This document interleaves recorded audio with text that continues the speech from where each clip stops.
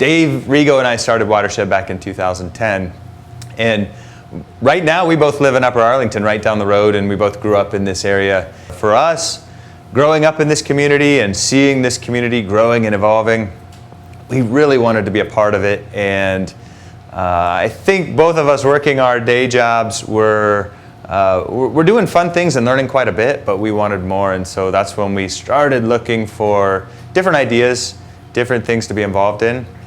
We loved what was going on in the brewing industry, and just watching that grow and evolve and learning, and just as a consumer and all the options of beer and what I learned about beer just as a casual consumer was pretty amazing. And so we started looking along those lines, but we didn't think this was it shows what we knew. We thought brewing was overplayed, rewind 6-7 years ago, and we're like, there's too many breweries already. And of course that's not true. We see tons more breweries every day, and they're all doing awesome.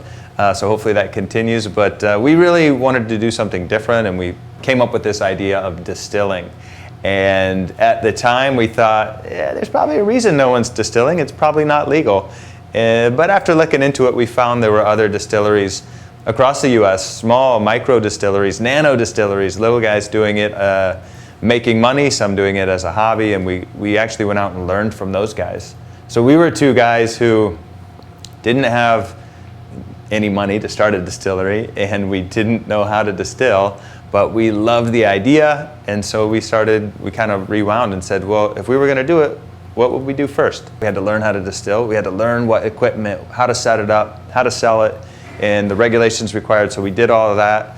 It all worked out well, and the support around Columbus has really been amazing over the last 5 years. I can't believe I'm saying 5 years, but yeah, it's been a while since we've been out here making it go. It's definitely been over 10,000 tours that we've given of this place, and it's pretty amazing to see people come through. They're very interested in the process. They get to see the still running, the bottling going down, the barrels aging, the whole process. We tell them about, funny things that have happened to us as we've distilled. Funny things. It's always like dumb stuff we did or messed up or spilled. But we usually have a good time telling them some of our history and process. And then we come up to the bottle shop, and there's an optional tasting at the end, which I would say almost everybody participates in. It's a really fun way to educate on what we're about and teach people that people can make spirits locally.